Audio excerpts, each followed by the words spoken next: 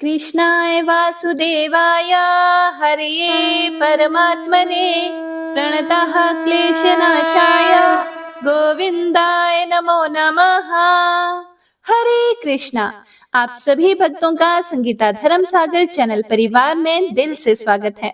हमारे चैनल पर कथाएं सुनने के लिए आप सभी भक्तों का बहुत बहुत धन्यवाद। यह प्यार और आशीर्वाद कमेंट्स के द्वारा हमेशा बनाए रखिएगा। तो आइए मन में भगवान का ध्यान करते हुए सुनते हैं आज की महत्तम्य कथा। महत्तम्य कथा के बाद राधा रानी की एक बड़ी ही सुंदर कथा को सुनेंगे। जय श्री गणेश। हे प्रिय भक्तों, नरकासुर के महल में जो रतन थे उन्हें भगवान श्री कृष्ण ने अपने अधिकार में कर लिया। अंतःपुर में जाकर उन्होंने 16,100 कन्याएं देखी, 4 दांत वाले 6,000 हाथी और काम्बोज देश के 21 लाख घोड़े भी देखे। श्री गोविंद ने उन कन्याओं, हाथियों और घोड़ों को द्वारकापुरी भेज दिया। वरुण के छत्र और मणि पर्वत पर भी दृष्टि पड़ी। उन्हें भगवान ने पक्षीराज गरुड़ पर रख लिया। फिर सत्यभामा के साथ स्वयं भी गरुड़ पर सवार होकर अदिति को कुंडल देने के लिए स्वर्ग लोक में गए। वरुण के छत्र, मणि पर्वत और पत्नी सहित श्री कृष्ण को पीठ में लिए गरुड़ जी मौज से चले जा रहे थे। स्वर्ग के द्वार पर पहुंचकर श्री कृष्ण ने शंख बजाया और शंख की आवाज सुनकर संपूर्ण देवता अर्घ्य पात्र लिए भगवान की सेवा में उपस्थित हुए। उनके द्वारा पूजित होकर भगवान श्री कृष्ण देव माता अदिति के महल में गए। वह भव्य भवन श्वेत बादलों के समान धवल और पर्वत शिखर के सदृश ऊंचा था। उसमें प्रवेश करके भगवान ने अदिति को देखा और इंद्र सहित उनके चरणों में प्रणाम किया। फिर दोनों दिव्य कुंडल उन्हें अर्पित किए और नरकासुर के मारे जाने का समाचार भी कह सुनाया। इससे जगन माता अदिति को बड़ी प्रसन्नता हुई। उन्होंने भगवान में मन लगाकर जगदाधार श्री हरि की इस प्रकार स्तुति की। अदिति बोली, भक्तों को अभय देने वाले कमल नयन परमेश्वर, आपको नमस्कार है। आप सनातन आत्मा, भूतात्मा, सर्वात्मा और भूत भावन है। मन, बुद्धि और इंद्रियों के प्रेरक हैं। गुण स्वरूप आप श्वेत, दीर्घ आदि संपूर्ण कल्पनाओं से रहित हैं। जन्म आदि विकारों से पृथक हैं तथा स्वप्न आदि तीनों अवस्थाओं से परे हैं। आपको मेरा नमस्कार है।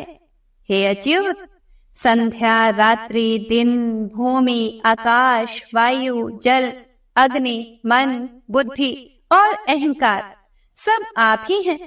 हे ईश्वर, आप ब्रह्मा, विष्णु और शिव नामक अपनी मूर्तियों से जगत की सृष्टि, स्थिति और संहार करने वाले हैं।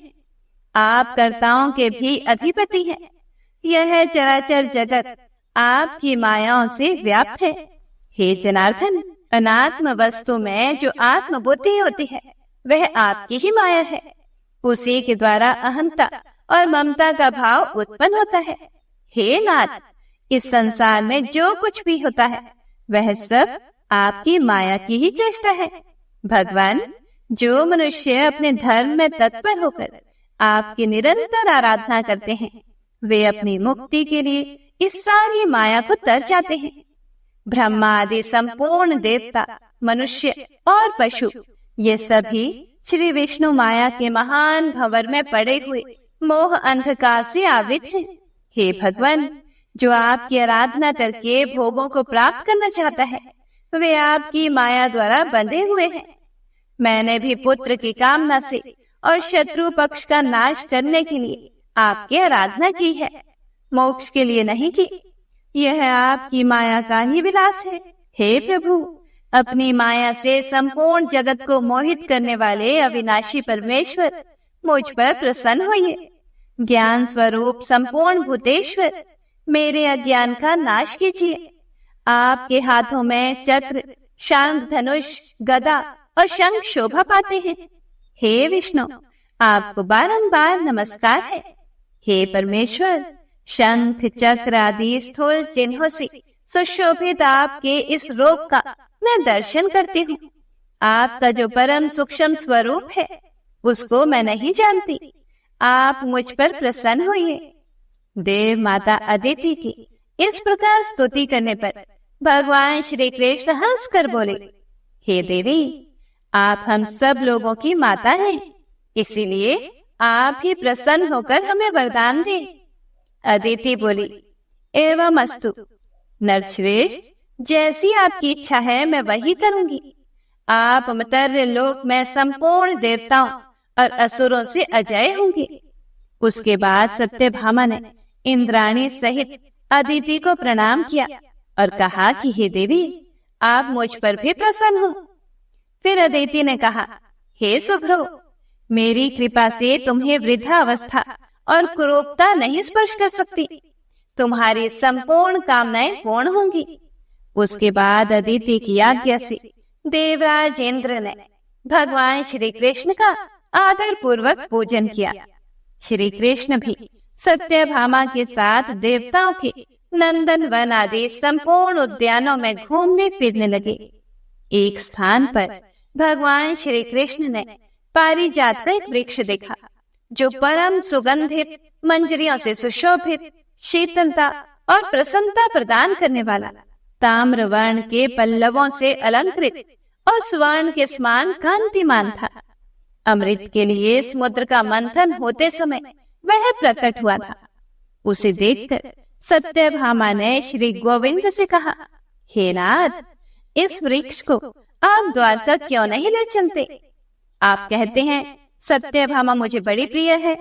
यदि आपकी यह बात सत्य हो तो मेरे घर के आंगन की शोभा बढ़ाने के लिए इस वृक्ष को ले चलिए। सत्यभामा के ऐसा कहने पर भगवान श्री कृष्ण ने पारिजात को गरुड़ पर रख लिया। यह देखकर उस वन के रक्षकों ने कहा, हे गोविंद, देवराज की महारानी जो शची हैं, उनका इस पारिजात पर अधिकार है। आप उनके इस प्रिय वृक्ष को ना ले जाइए। देवताओं ने अमृत मंथन के समय महारानी शची को विभूषित करने के लिए ही इस वृक्ष को प्रकट किया था। आप इसे लेकर कुशल पूर्वक नहीं जा सकते। आप अज्ञानवश ही इसे ले जाने की अभिलाषा करते हैं। भला इस पारिजात को लेकर कौन कुशल से जा सकता है? देवराज इंद्र इसका बदला लेने के लिए अवश्य आएंगे। जब वे हाथ में वज्र लेकर आगे बढ़ेंगे, तब संपूर्ण देवता भी उनका साथ देंगे। इसीलिए संपूर्ण देवताओं के साथ आपको विवाद करने से क्या लाभ? हे अच्युत, जिस कार्य का परिणाम कटु हो, उसकी विद्वान पुरुष प्रशंसा नहीं करते। वन रक्षकों के ऐसा कहने पर सत्यभामा देवी अत्यंत कुपित होकर बोले, शची अथवा देवराज इंद्र, इस पारिजात को लेने वाले कौन होते हैं? यदि यह अमृत मंथन के समय समुद्र से निकला है, तब तो इस पर संपूर्ण लोगों का समान अधिकार है। इसे इंद्र अकेले कैसे ले सकते हैं? यदि अपने पति की भुजाओं के बल का अधिक घमंड होने के कारण शची इस वृक्ष को रोकती है, तो तुम लोग शीघ्र शची के पास जाकर मेरी यह बात कहो।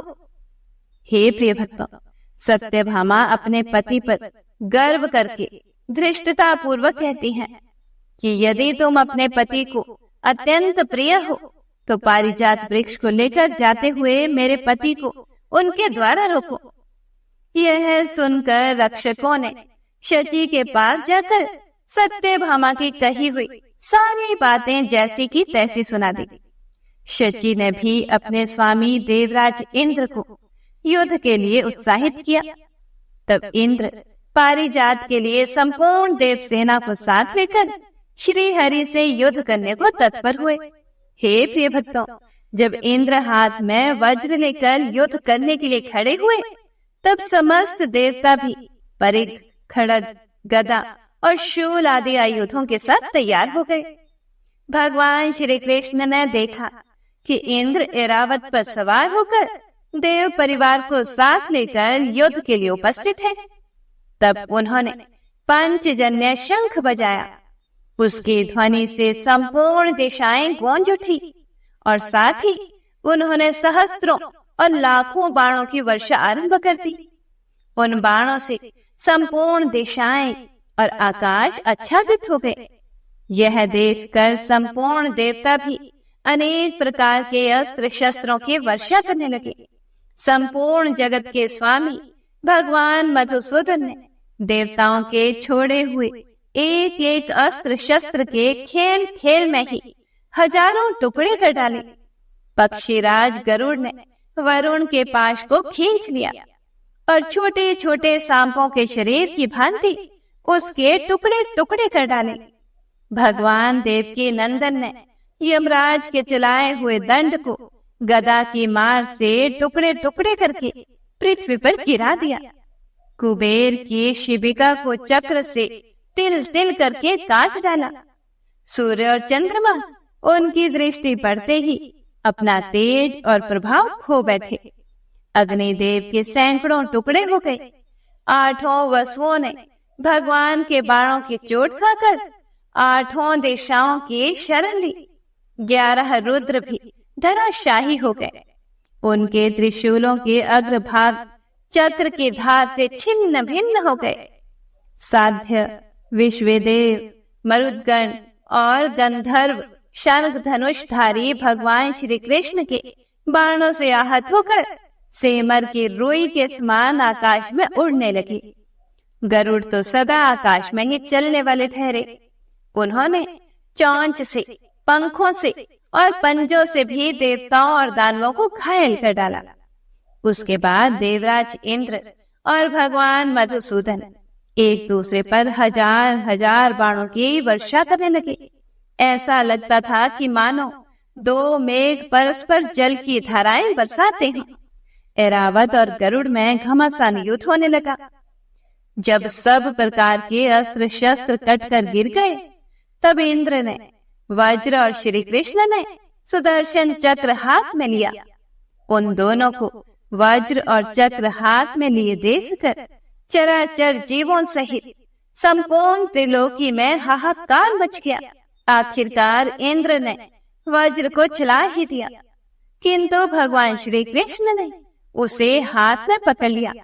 उन्होंने अपना चक्र नहीं छोड़ा, केवल इतना ही कहा कि खड़ा रहे, खड़ा रहे। देवराज का वज्र व्यर्थ हो गया और उनके वाहन को गरुड़ ने क्षत विक्षत कर डाला। इसीलिए वे रणभूमि से भागने लगे। उस समय सत्यभामा ने कहा, हे त्रिलोकीनाथ, आप तो महारानी शची के पति हैं। आपका युद्ध भूमि से भागना उचित नहीं। पारिजात पुष्पों के हार से सुशोभित एवं प्रेम पूर्वक आई हुई शची को यदि आप पहले की भांति विजयी होकर नहीं देखेंगे, तो आपके लिए यह देवराज का पद कैसा प्रतीत होगा। हे इंद्र, अब अधिक प्रयास करने की आवश्यकता नहीं। आप लज्जा का अनुभव ना करें। आप यह पारिजात ले जाइए, जिससे देवताओं की पीड़ा दूर हो। मैं आपके घर गई थी, किंतु शची ने पति के गर्भ से उन्मत्त होकर मुझे आदर के साथ नहीं देखा। आखिरकार मैं भी स्त्री ही ठहरी और मुझे भी अपने पति पर गर्व है, तथा स्त्री होने के कारण मेरा मन भी अधिक गंभीर नहीं है।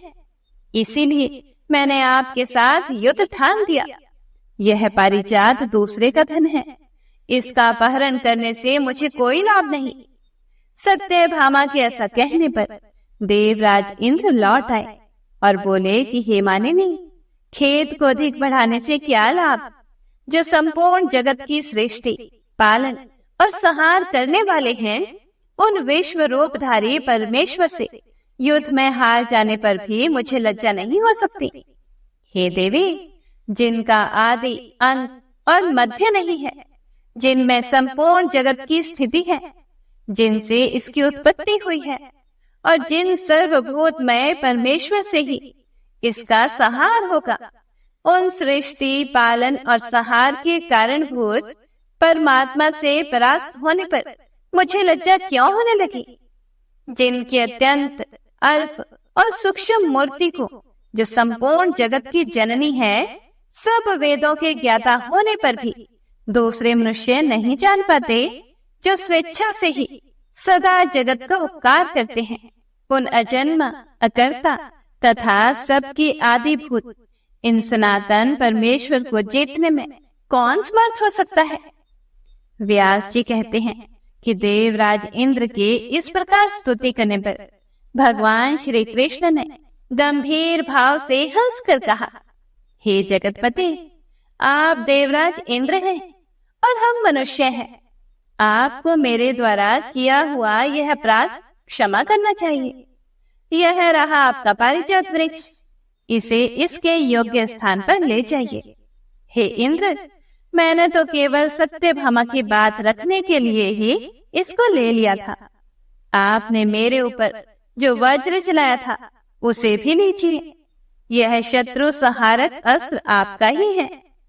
फिर इंद्र बोले, हे प्रभु, मैं मनुष्य हूँ, यह कहकर आप मुझे क्यों मुंह में डाल रहे हैं?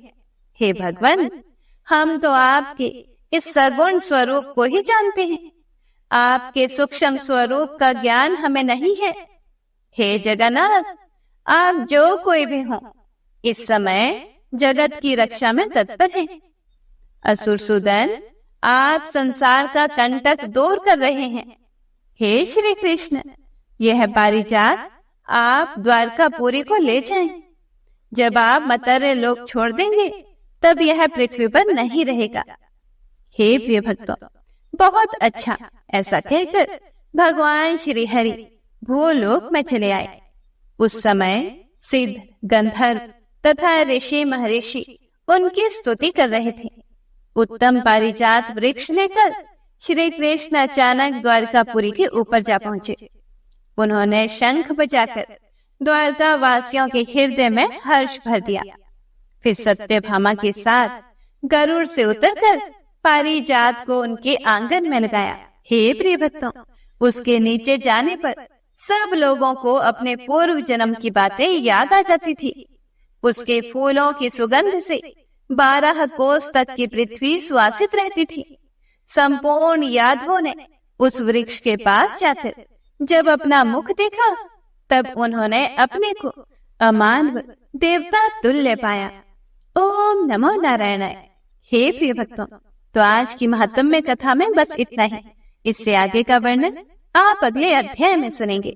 आइए सुनते हैं राधा रानी की एक बहुत ही सुंदर कथा। एक बार नारद मुनि ने पृथ्वी लोक पर राधा नाम की बड़ी महिमा सुनी और यह भी सुना कि श्री कृष्ण की सबसे बड़ी भक्त राधा रानी है।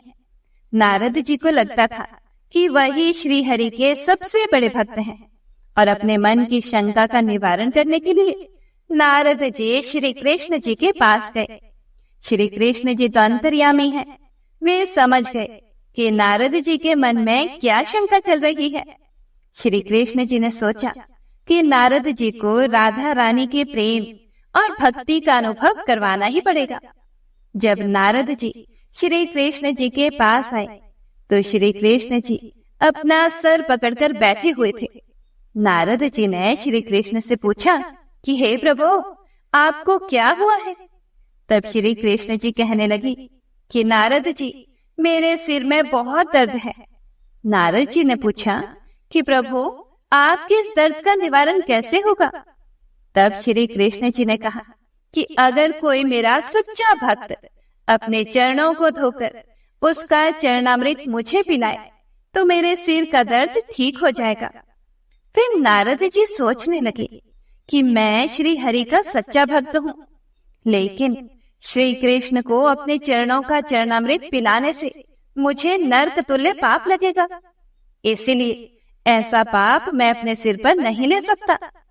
नारद जी ने रुक्मणी जी से और बाकी रानियों से भी इस समस्या को सुनाया, लेकिन कोई भी इस पाप को अपने सिर पर लेने के लिए तैयार नहीं हुआ। नारद जी को फिर राधा रानी की याद आई कि वह भी तो श्री कृष्ण की सच्ची भक्त है। यह सोचकर नारद जी ने जाकर सारा प्रसंग राधा रानी को सुनाया। राधा रानी ने उसी समय एक बर्तन में जल लेकर अपने चरणों को धोकर वह जल नारद जी को दिया और कहा कि जल्दी से जाकर इसे श्री कृष्ण जी को दे देना। राधा रानी नारद जी से कहने लगी कि मैं जानती हूँ कि इस बात के लिए मुझे नरक तुल्य पाप लगेगा।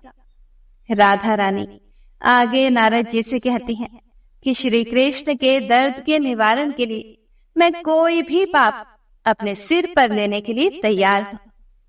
नारद जी श्री कृष्ण जी के पास गए और श्री कृष्ण मंद मंद मुस्कुरा रहे थे।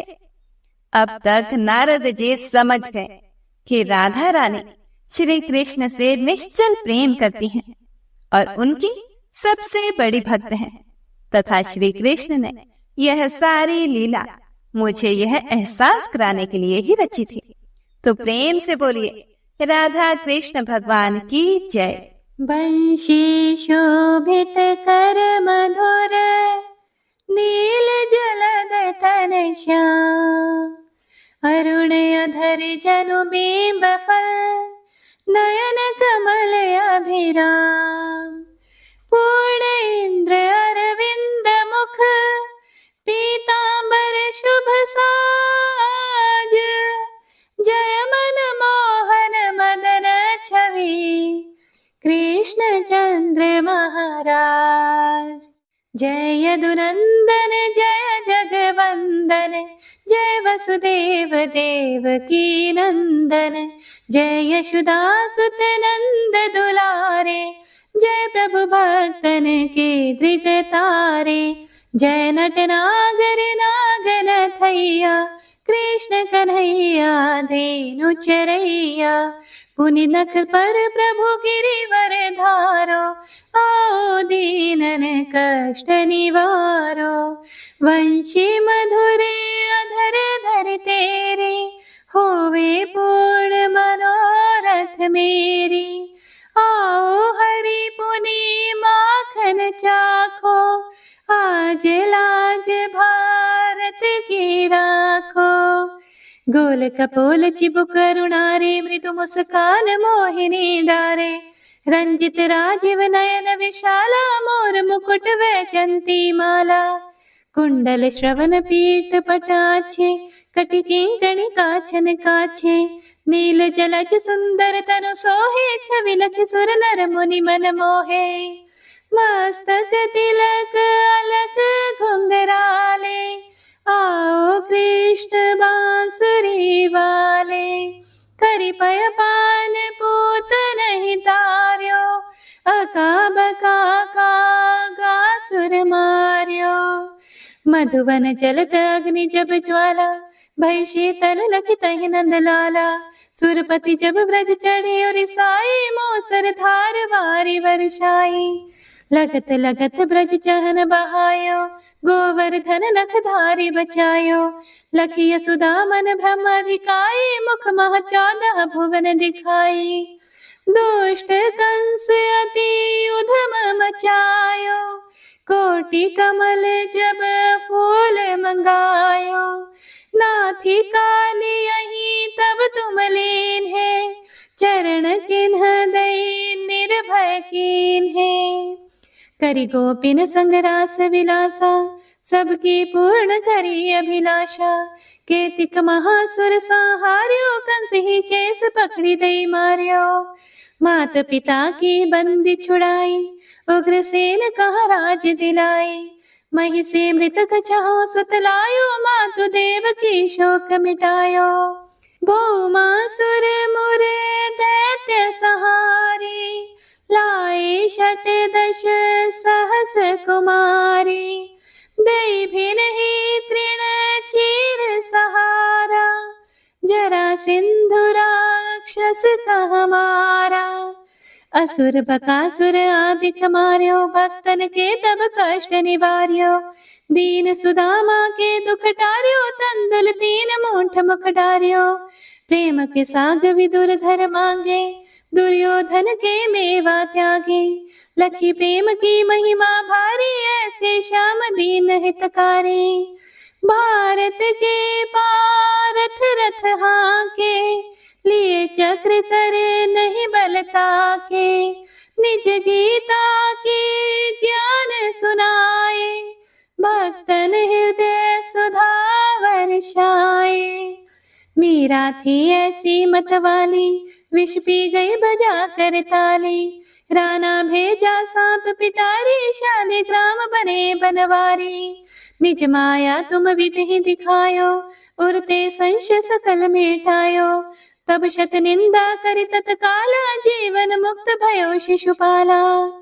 जब ही द्रौपदी टेर लगाई, दीनानाथ लाज अब जाई। तुरत ही वसन बने नंदलाला, बढ़े चीर भई अरि मोह काला। असनाथ के नाथ कन्हैया, डूबत भंवर बचावत नैया। सुंदर दास आसुर धारी, दया दृष्टि कीजे बनवारी। नाथ सकल मम कुमति निवारो, क्षमहु बेगी अपराध हमारो। खोलो पट अब दर्शन दीजिए, बोलो कृष्ण कन्हैया की जय। बोलो कृष्ण कन्हैया की जय। बोलो कृष्ण कन्हैया की जय। यह चालीसा कृष्ण का पाठ करे उरधारी, अष्ट सिद्धि नवनिधि फल लहे पदारथ चारी। जय श्री कृष्ण।